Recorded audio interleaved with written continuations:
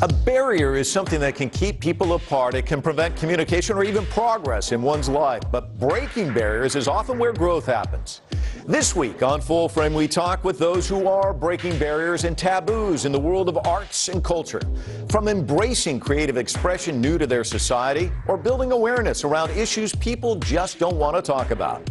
I'm Mike Walter, coming to you from the heart of New York City's Times Square. Let's take it full frame.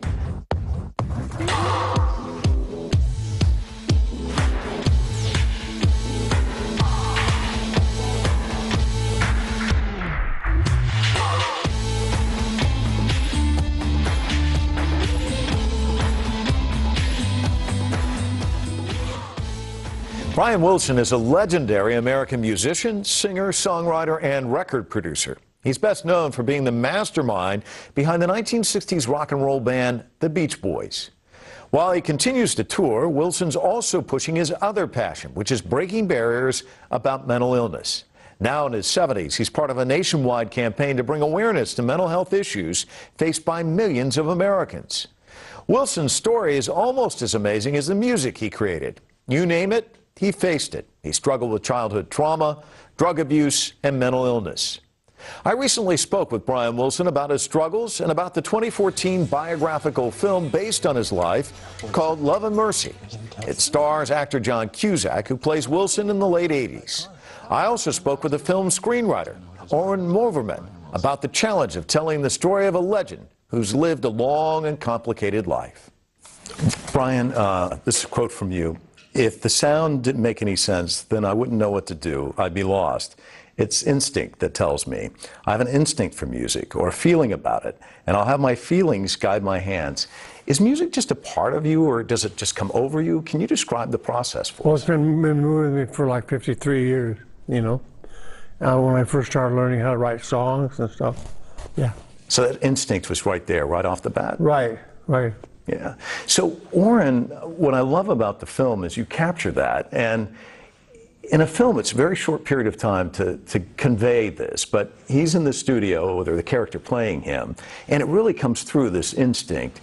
How important was that to have that element in the film? It was very important. The movie was going to be about the music. It was going to be about Brian's creative process, and how, without really trying to explain it, because there is no explanation, how he went through the process of making music. And so we were lucky that we had the Smile sessions and the Pet Sound sessions to reference and to learn from about his process, and we tried to capture that as a movie. And Brian, when you saw the film for the first time, how important was it to see that part of you on the big screen? Well, it was portrayed very, very accurately, very, you know, factual. And they did a good job of portraying the way I used to be. Yeah. Your induction into the Songwriters Hall of Fame, Sir Paul McCartney gave the induction speech. He said your music made him cry. There was something so deep in it. It's a sign of great genius to be able to do that with a bunch of words and a bunch of notes. He kind of just gets it down to its ingredients, but there's much more. Yeah. He told me that God Only Knows was his favorite song. Yeah, he said he's given Pet Sounds as the 16th birthday gift to his kids. Right. What is that? How does that make you feel? Very proud. Very, very proud. Yeah. So, Oren, part of telling the story was capturing Brian as a young man and then older. How important was it to have two different actors play him and getting those pieces right? No, that was a big debate because, you know, we knew we wanted to tell two stories that add up to one. And then there's, you know, practical elements of, you know, can an actor pull off these two things? And Bill Pollard, who produced and directed the film, really felt strongly that it should be two actors, that we can separate these two stories, much like the way you separate, you know, chords and put them together in an interesting new way, kind of following Brian's lead in terms of how he makes the music. So it was sort of a musical approach to take these two things that shouldn't add up and kind of put them together and see how they float. I read somewhere where your first script was about 170 pages and you said, I don't think I've got enough here, which is, most people who don't know it would say, that's a long script. You had to whittle it down. Was that tough? Yeah, I mean, it was tough only because it's, you know, Brian's story is so interesting and so full of creativity and ups and downs and just an incredible story. And I think a big mistake you can make in trying to make a musical biopic, as it were, is to tell everything, because you get so excited about what you find out. And the music is so great. It never stops being great. And there's more and more of it, and the influences. So first draft, I kind of went crazy and kept it very long. And Bill Pollard was very, very good and generous and gentle about, okay, let's work it down to 100% from 150. Was there any trepidation going in and watching it for the first time? Because I think in everybody's life you have Well, when I moments. saw it, the part where the Dr. Landy program we had, Paul Giamatti, what is it? Yeah. Giamatti, he portrayed Dr. Landy very, very accurately. Was that tough to sit through then for you, having lived it? Who wants to live it a second time, I guess? Right. Well, by the second or third time I saw it, I started to be less afraid of it. Yeah. Yeah. Talk to me about your wife, because in this film, I think you captured her beautifully in that she's almost this angel who comes in and saves you. How important has she been in your life? Well, she's been an inspiration to me, and she gave me a solo career. It was her idea to have me do solo concerts, you know. I've been doing it for almost 18 years now. Let's talk about Love and Mercy. What do you think, when you were sitting down to put this together and write it, what did you want as the overarching theme in it, do you think?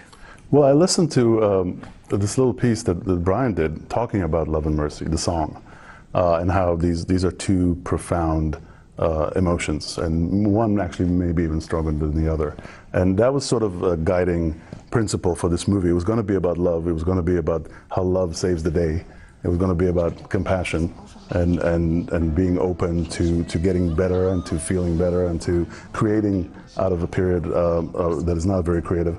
And it was going to be a celebration of the music. So everything was kind of encapsulated in that concept of love and mercy. It was really the guiding principle. And it was actually the first thing Bill and I talked about, which is, you know, the film in its various incarnations, the script over the years had different titles, but the first thing we talked about is let's call it Love and Mercy, because that's the place we want to take. Brian, you know, if I were to break my arm and come into this room, you might say, well, how'd you break your arm? And you might sign my cast. We don't have any problems with people who have physical ailments. Right. But mental illness is still so stigmatized. This film, in many respects, helps to open up a dialogue, don't you think? I mean, was that important for you? Well, the dialogue, people that see that can identify with me and what I went through and the kind of mental illness I suffered from, and they can walk away from the movie feeling a little better, you know? What would be your message if somebody was watching this and they were having struggles with depression or other issues, in terms of you know, seeking help or that there is a path forward? I mean, what kind of message would you want to deliver? Well, first of all, not to stay away from drugs would be the one advice that I would give people. Is to stay away from drugs, don't take drugs.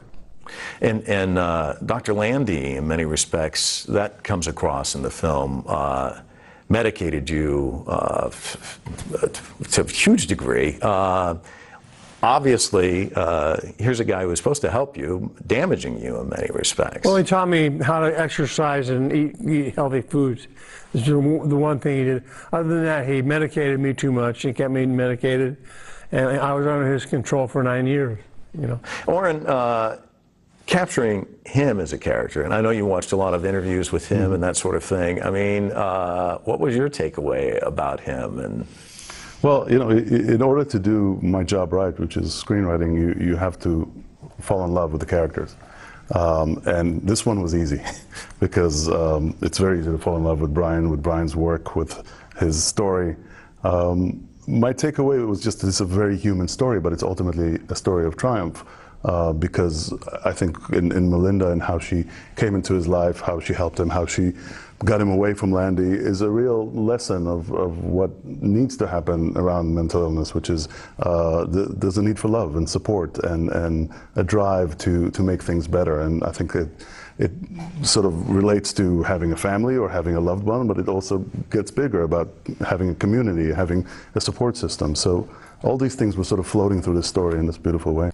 Self-care is big when it comes to mental illness. So what do you do on a daily basis to help Brian Well, Wilson? I take my medication 3 times a day, and for depression and for anxiety and for sleep. And I do a lot of exercise, a lot of walking in a park. I take like half-hour walks every day. Yeah.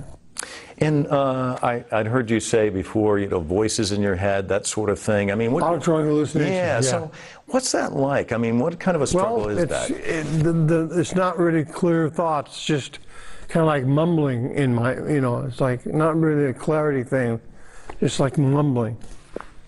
Does it get in the way of you sitting down and writing? And sometimes it does, yeah. Yeah. And then how do you work your way around that? Is it just keep willpower, just keep going at it? Yeah. Yeah.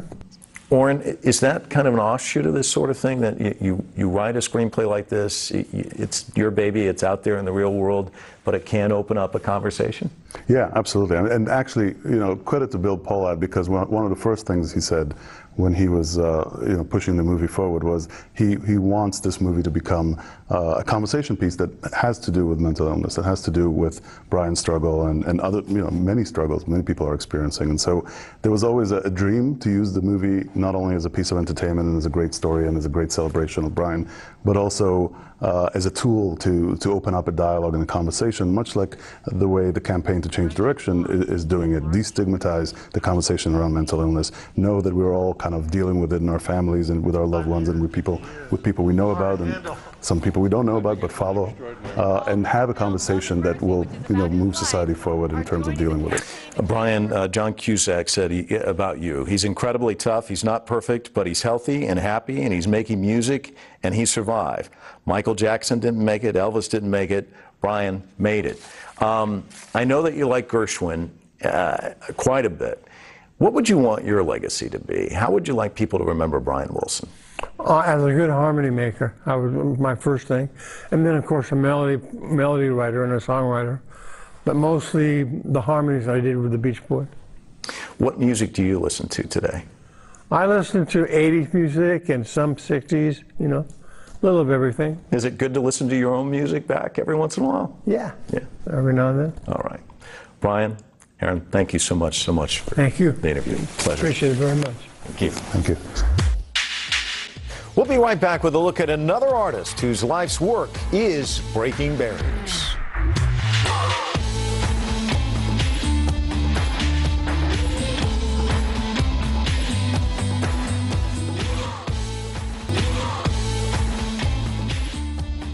Accomplished Indian film director Meera Nair is one of the world's premier storytellers. She is best known for international blockbusters Salaam Bombay, Mississippi Masala, starring Denzel Washington, The Namesake. It's probably safe to say that with the release of the highly anticipated Queen of Katwe, a drama based on a true story featuring Oscar winner Lupita Nyong'o, she'll have yet another hit on her hands. Meera Nair's films often cover powerful and controversial cultural stories, which has successfully moved and inspired audiences for nearly 3 decades. She believes it's important to create the kind of movies that can break down cultural barriers. In addition to her captivating on-screen work, Meera is also an activist. She's dedicated herself to a diverse range of causes, from promoting child wellness in India to supporting filmmakers in East Africa. She's also a faculty member at New York's Columbia University. And she joins us now. Welcome to Full Frame.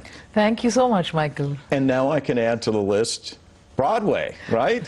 You're working on that now. Inshallah, hopefully. But I am, yes. They're making Monsoon Wedding, my wonderful film of 10 years ago, is going to become a musical. We've been working on it for 9 years with a dream team. And we are opening in March 2017 at the Berkeley Repertory Company in California first, and then hoping to come to Broadway by the fall of 2017. So we started here. We should go back in time, though. Speaking of dreams, it was your dream, I met. Were you surprised at the initial success? And I know it's always funny because you say overnight sensation and people are, that's the longest night of my life. It doesn't really come that easily, does it? No, and actually it was not my dream to be in film necessarily.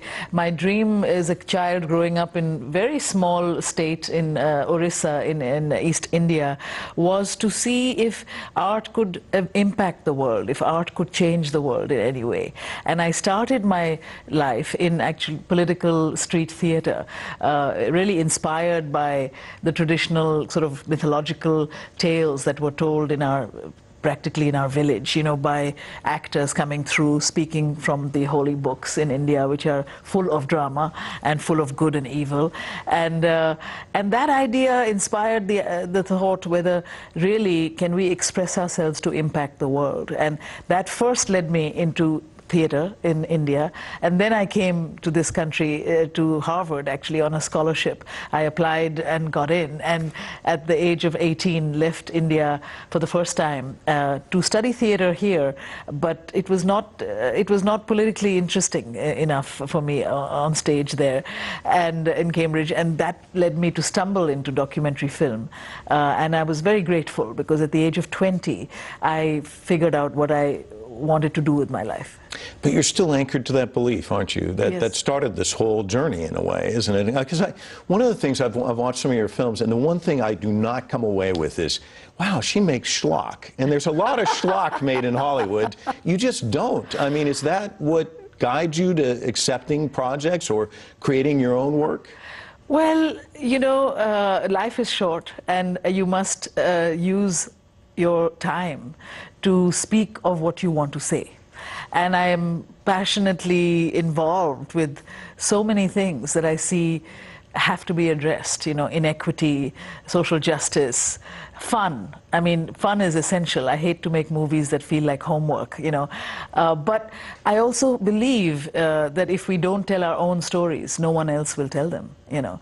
So Hollywood is very exciting and very skillful, but usually has told its own story, which is the story largely of a white America, you know. Now that is changing, but I came from another part of the world, and growing up in India, growing up in East Africa, now I've been there for 27 years. It's my home, Kampala, Uganda, as well as New York City. When you live in 3 or 4 different realities, the worldview becomes expansive, you know, and the point of view is not just an American one, thankfully.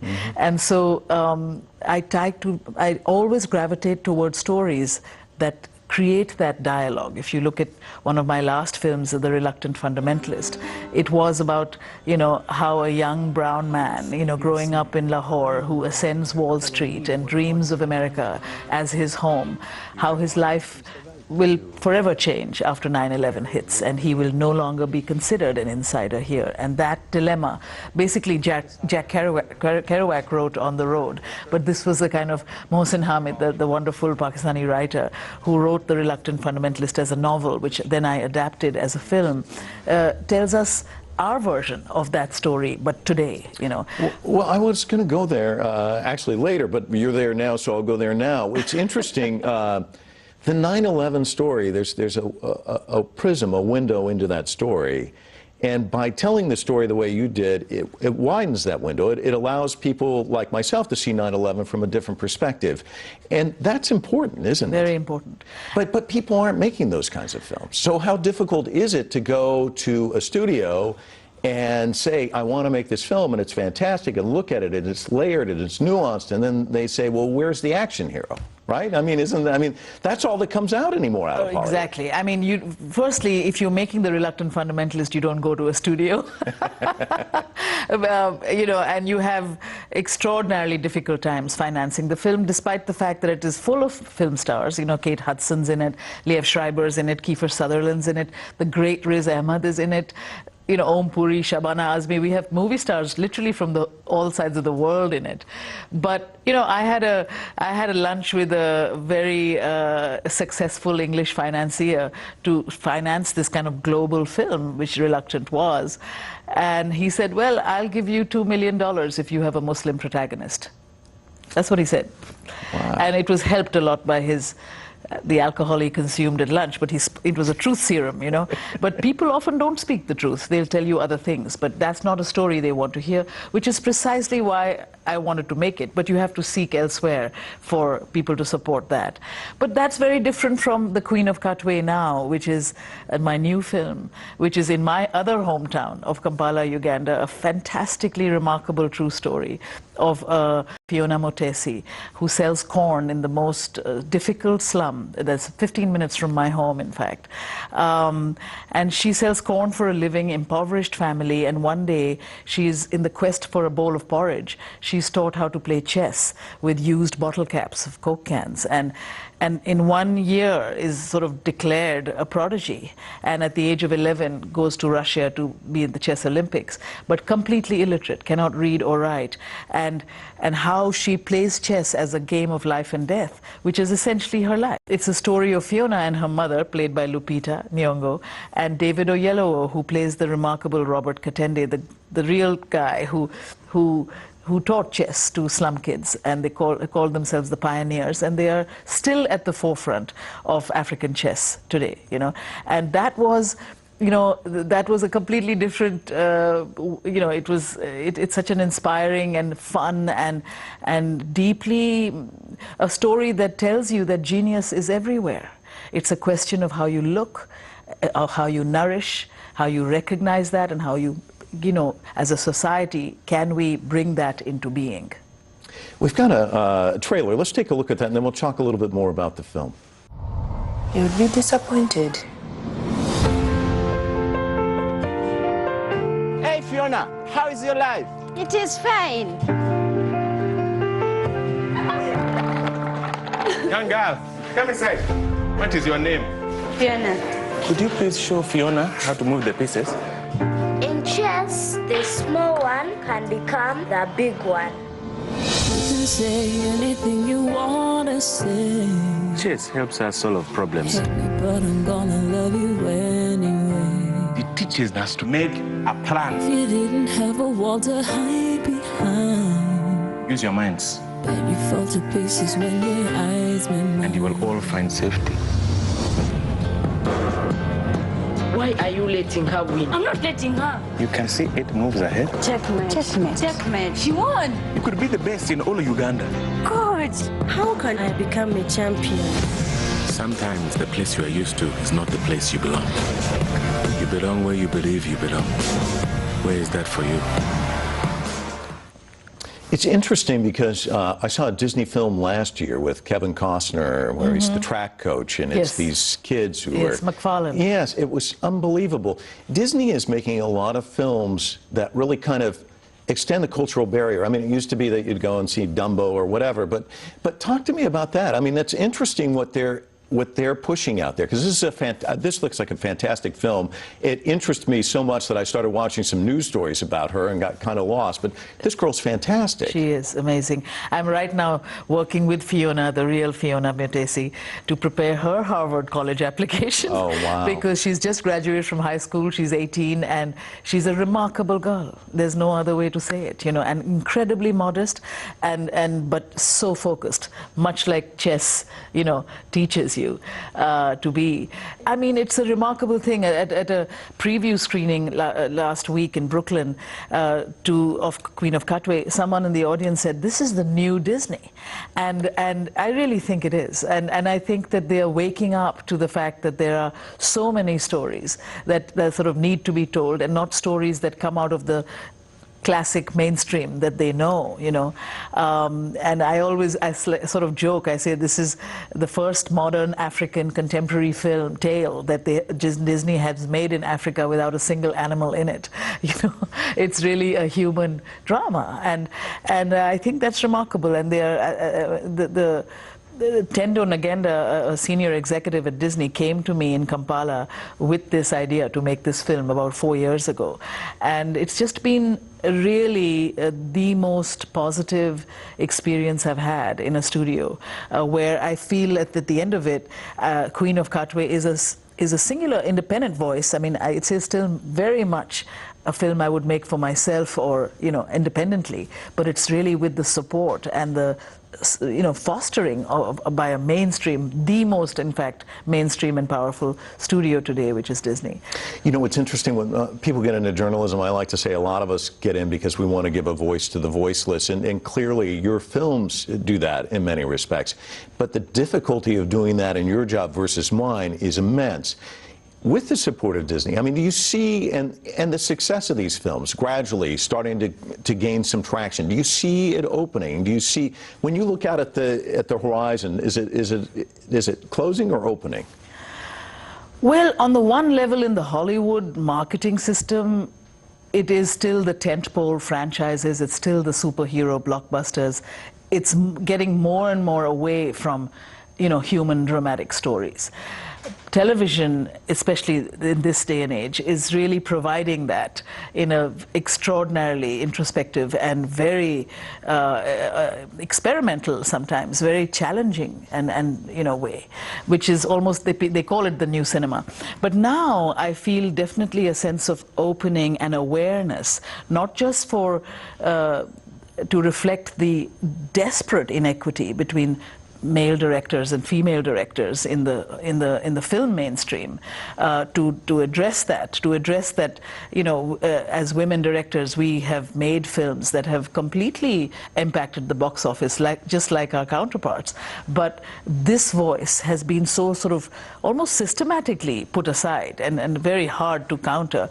I come from a little bit different, because I've come from an independent route, and I've come from a route that is not only an American voice, you know, and that have created kind of my niche. But I really see an incredible impact of this inequity now being exploded onto the mainstream. But let me ask you about you, because I think starting out the way you did, well, let's go back to the beginning, Salam Bombay. I mean, this is such a powerful film.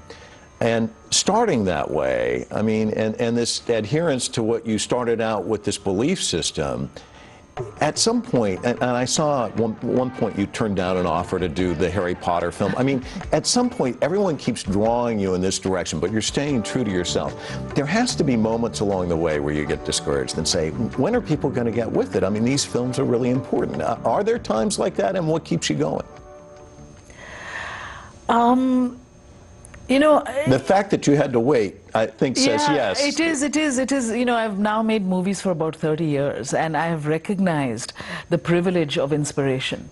When I'm inspired to do something, like I was deeply inspired to make The Namesake, Jhumpa Lahiri's beautiful novel, which was about a death of a parent in a country that was foreign to them.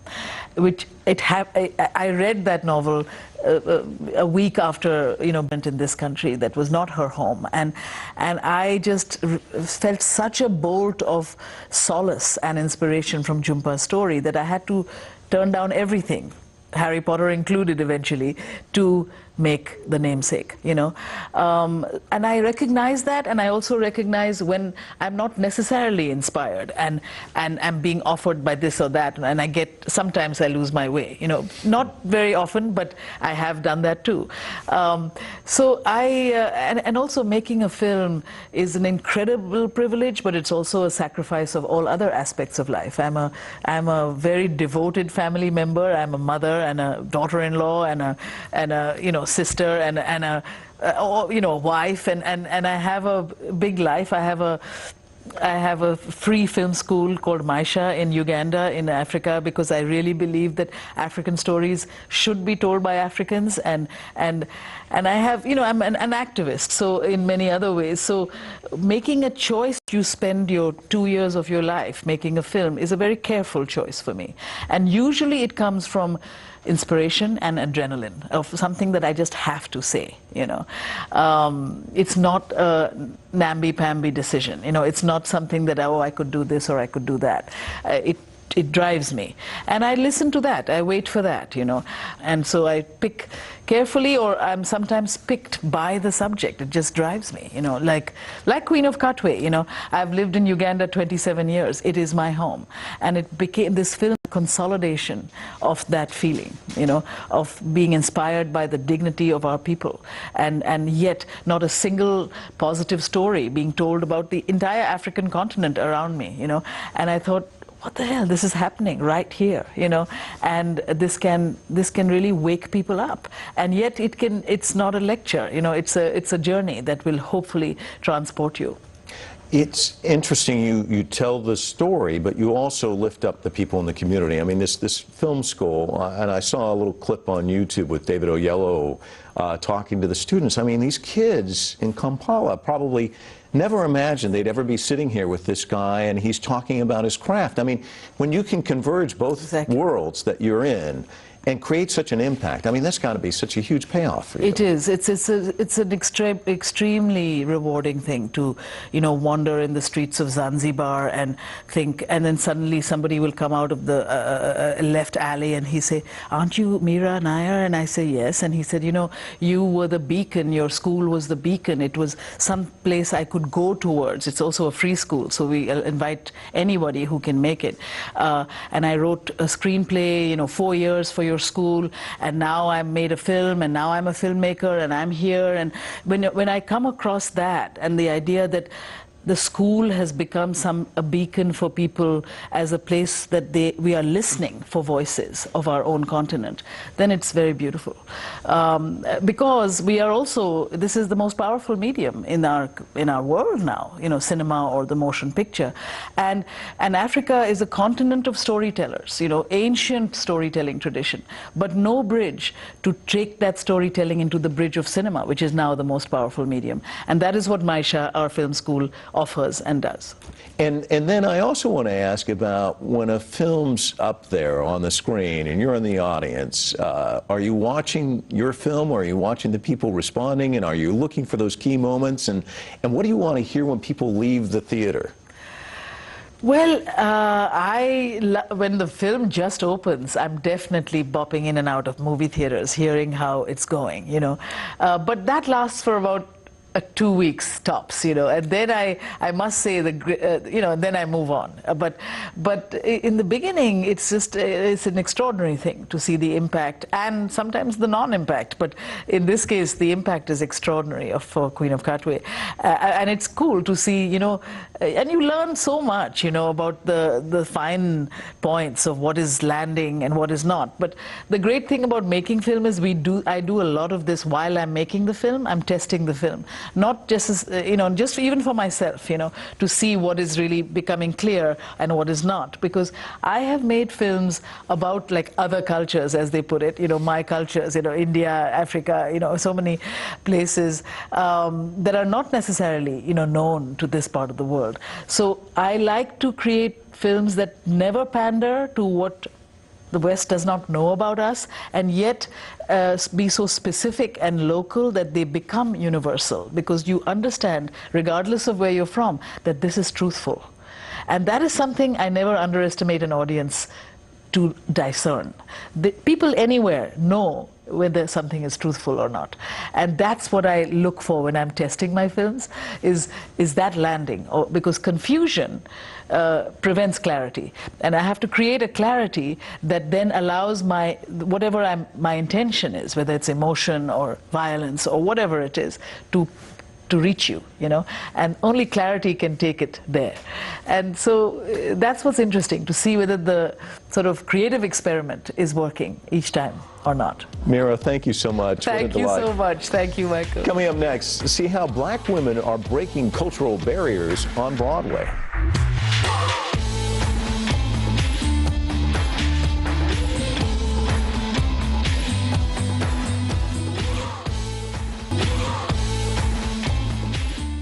Eclipsed, it's making history on Broadway. It's the first play ever to be written by, directed by, produced by, and starring black women. And its playwright, Zimbabwean-American Danai Karira, believes it's about time. The play features Academy Award winner Lupita Nyong'o. It's set among the chaos of the Liberian Civil War. It tells the story of captive wives of a rebel officer.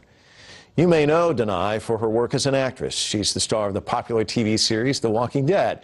But she's bringing to life global problems in her plays. Her personal mandate is to break down cultural barriers by creating more opportunities for talented young black women like herself. And Danai joins us now, and we want to welcome you to Full Frame. Thank you. Let me ask you about Eclipse. What prompted you to write it? So many things. I've always been a writer that wanted to tell stories of African women, and so to come across the story I came across, which was literally an article in the New York Times about women rebel fighters. This was in 2003 when the war in Liberia was at its height, and I was in grad school at Tisch down the road, Tisch School of the Arts, and I was like, what is this? I've never seen African women in this portrayed in this way. They had AK-47s and little tight jeans and little tops on and hair done up, but they were formidable, frightening women of war, and I just had never seen that before. So I knew I had to pursue that narrative, and I only got around to doing it after my first play in the Continuum had concluded its run, because I was performing in that play. And then the next thing I knew I had to do was pursue the narrative of African women in war through the Liberian War story, and that's how it got started, actually. But pursuing it meant going to the source. Many things. Yeah. It meant going to the source. It meant doing a lot of research. It meant connecting with a lot of people, going to the source, meaning going to Liberia itself, and spending a lot of time with women who, thank God, embraced me and wanted to facilitate the story I was trying to tell, and shared with me things some of them had never shared with anyone, and entrusted me to create to weave together a narrative that gave them voice. Drawing that out, though, isn't easy, is it? No, actually, surprisingly, it was easier than I would have expected. There was a trust that I received that I almost felt completely unworthy of. And when I would ask, I would always flip the table around at the end of an interview and ask them to ask me anything they wanted to know. And often I was told, "We're just glad that you've come here and asked us. No one's ever asked me." And I got that so many times, the concept that no one's ever asked me what happened to me.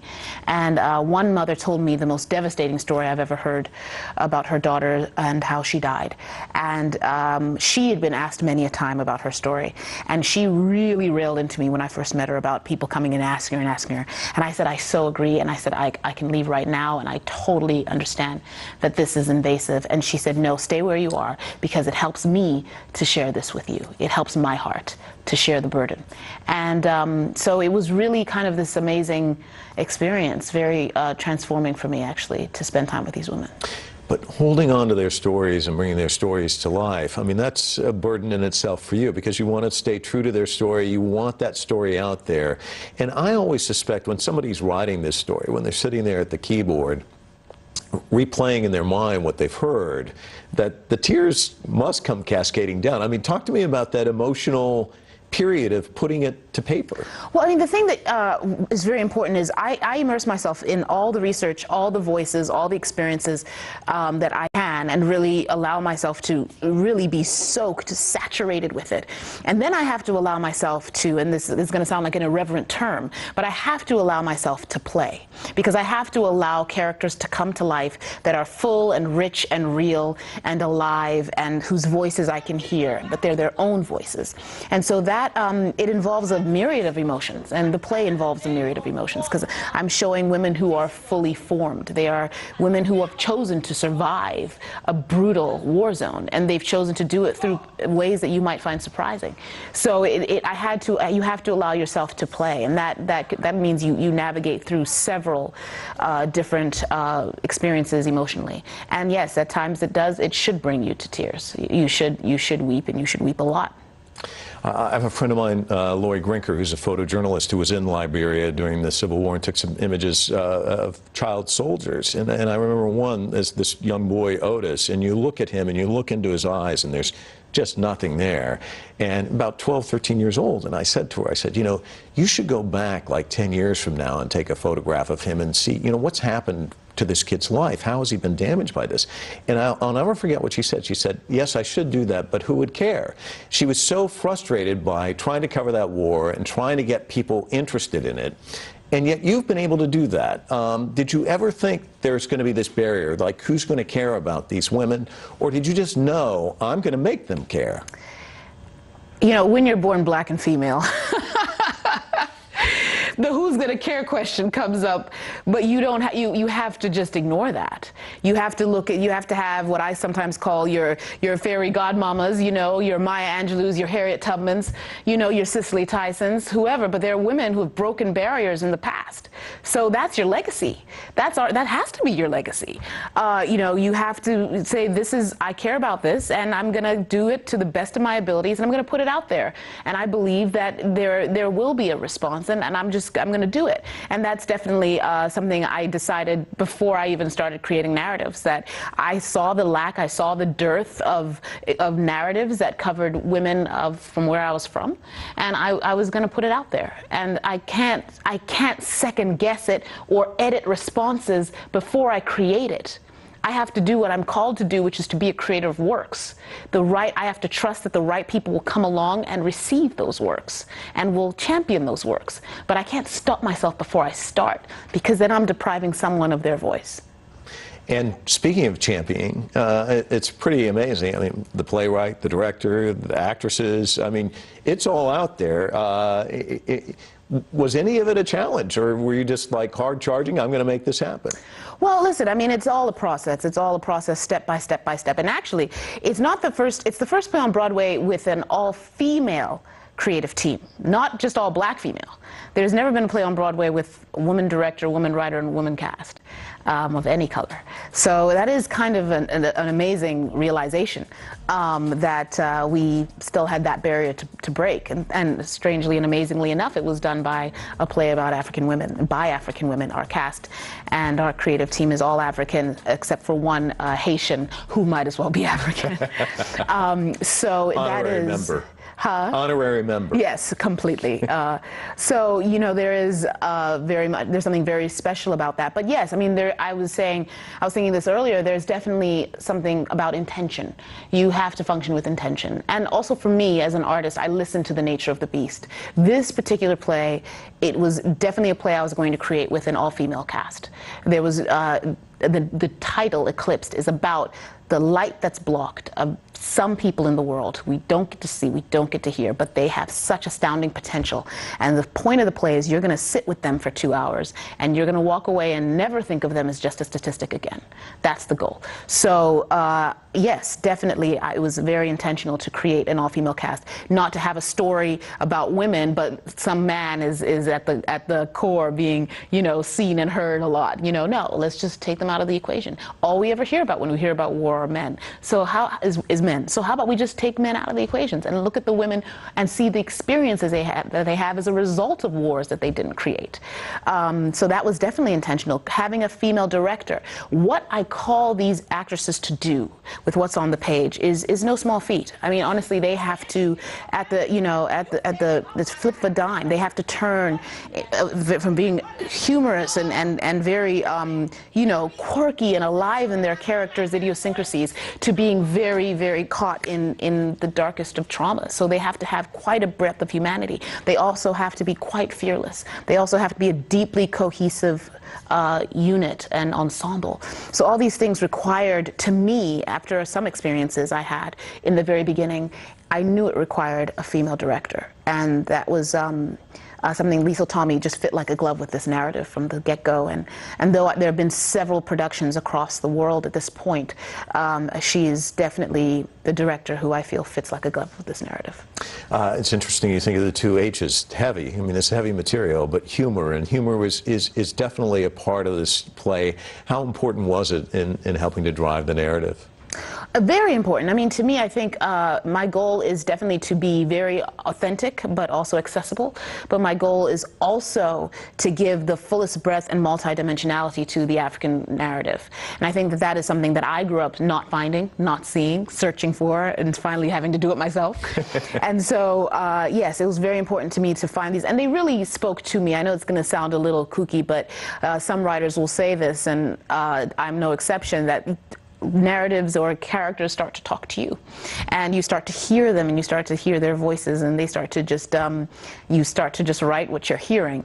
And that was definitely the case with some of the humor that I found when these women just became more and more alive to me. And yeah, it was important from that perspective, just the authenticity of telling full character stories. But also, I look to disarm my audience, especially Western audiences, who don't expect, as was mentioned earlier, sometimes you expect just, oh my God, it's going to be so heavy, I'm going to have such a terrible time, because I'm just going to be like taking my medicine about the issues of the global community. But like, I want you to actually have a full meal. I want you to walk out of the theater having been stimulated in various ways. And definitely, I'm going to sucker punch you. I'm going to make sure that you get hit in the solar plexus. But I also want you to laugh and enjoy these women. I want you to have a full experience, because that will resonate with you longer. Well, clearly you've given them the opportunity, and the folks should go see it. It's very powerful. It's a fantastic ensemble. I'm very blessed to have them. Thank you so much for coming in. Appreciate it. Thank you. We'll be back with this week's Full Frame Close-Up right after this.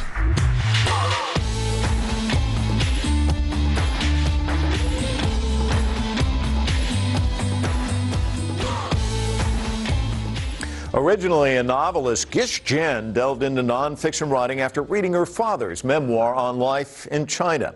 Jen was struck by the fact that her father focused more on his environment than his individual self. This revelation inspired her to write her first nonfiction book, Tiger Writing: Art, Culture, and the Interdependent Self. It's a book that looks at the interdependent culture her Chinese upbringing encouraged versus the independent culture that many Western cultures value. Jen is now working on another book that's breaking barriers while taking an in-depth look at the concept of interdependence across cultures.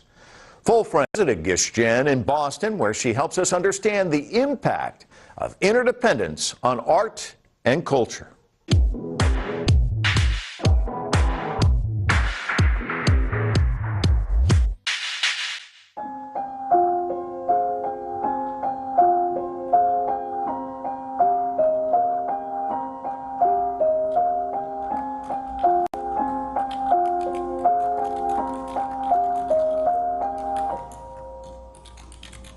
I think there are very big differences between the West and the East when it comes to the self. You know, the West believes that the most important thing is the self, being true to the self. Therefore, that means that freedom of speech trumps everything else, freedom of expression, freedom of movement. Anything that might impede the self is seen as extremely important.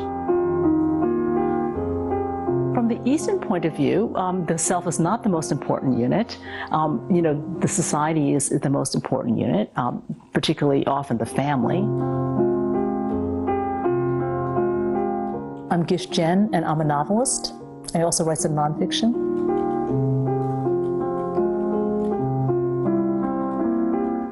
From the beginning, if I look back, sort of trying to understand what China was, you know, where this place was that my parents had come from, why they had come here, how that had happened.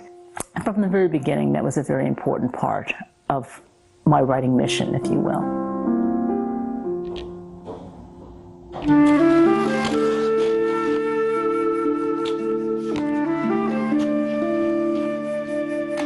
And just as I was sitting down to Tiger Writing, my father, who was then 86, had decided to write a memoir. And of course I was very excited about that, because I'd always wanted to know more about his early years in China. But my father's an engineer, so his memoir took the form of a series of emails addressed to me. As the emails came in, I was completely flabbergasted, because they didn't look anything like any memoir that I had ever seen. Like, to begin with, he didn't mention his birth. You know, theoretically his birth should have been on page. Well, I was born in such and such a year. No, no, no. My father did not mention his birth at all until the 8th email, and then it was just in parentheses in conjunction with another event, you know? And I said, well, that is very weird. He wrote a lot about the house that he lived in. There was much more about the house than it was about anyone's personality. Those fish was rather big, 10 to 15 inches long, in black or golden colors.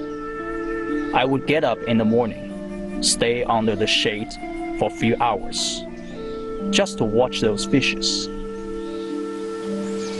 All of this was just so strange and, like I said, so unlike, the American fictive tradition. This is my father going back to his family's summer garden. And, it had been a long, long time since he had seen his boyhood home, which really meant a lot to him.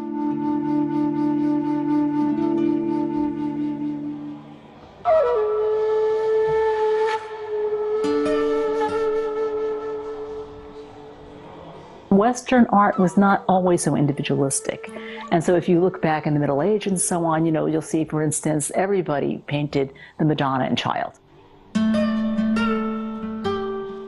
But, as you get into the 20th century, you will see that in America, it's just going more and more individualistic. It's being original is the most important thing. Being singular is the most important thing. And you see that in the art. It is inimitable, right? So no one else has done it, no one else would think to do it, only you could do that. So the idea that it is unique is very, very important. In China, not so much so. You look at the Chinese art, and most of it is referencing something else. I mean, there's something about it which makes it the painter's own, but nonetheless, kind of the vocabulary can be quite set. The connoisseur. That what's important is that you have mastered this tradition, and that you have you've added something to it, but you've added something to it after mastering it. And so it's a very different idea about what the highest achievement might be. Are you refining the past? Are you adding something to the past? Are you a custodian of this really very great tradition from which you come? Or are you setting out to start the world over, starting with you? As if no one has ever picked up a paintbrush before. I've been fascinated from the beginning, by Chinese painting. I've always felt that there was something in it that I recognized, and today I can say it much better. The fact that writing and painting are all together, and all on the same. In the West we don't have this, where people just paint right on the painting, because we have kind of separate categories, and the painting itself is kind of like an object and kind of inviolable, right? But they don't have that idea here. It's a completely different model and far more interdependent. And also this painting was given as a gift and given back and forth, and somebody else made another painting about it, which is attached onto it. Yeah, which is important, right? Yeah, this object has just expanded and expanded and expanded over the years with everybody's different comments, including the Chen Emperor. Yes.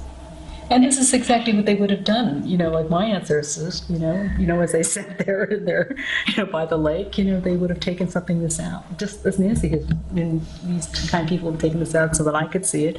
They would say, oh, I have this painting, perhaps you would be interested in it. And we'll spend the whole afternoon unrolling it and looking at it and having tea. And then Gish would write another comment. And I would write something else. Well, at the end of this, actually, in truth, I have my book comes over here. Right?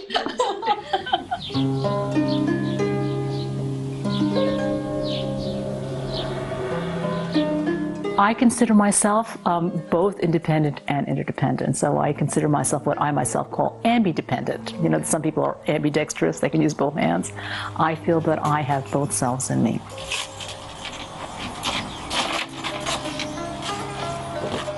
I feel very, very, very lucky to have these two selves. Obviously, no one can make it as a novelist unless they have quite an individualistic side. And I feel very lucky that I have the resources, the time, and the opportunity to be a novelist. I mean, it's just, that is a very special thing. At the same time, I think that the interdependent side has brought me a tremendous warmth, and I do think that individualism is wonderful for many things, but it can be isolating. It's not about relating to others. I think there's a way in which interdependence helps you kind of dissolve the boundaries between you and others in a really healthy and helpful way. You know, I myself could not live in a very interdependent society, you know, for my whole life, but I love being there.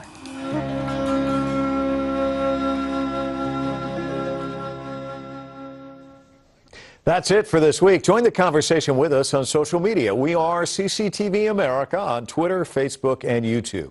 And now you can watch Full Frame on our mobile app, available worldwide on any smartphone for free. Get the latest news headlines and connect to us on Facebook, Twitter, YouTube, and Weibo.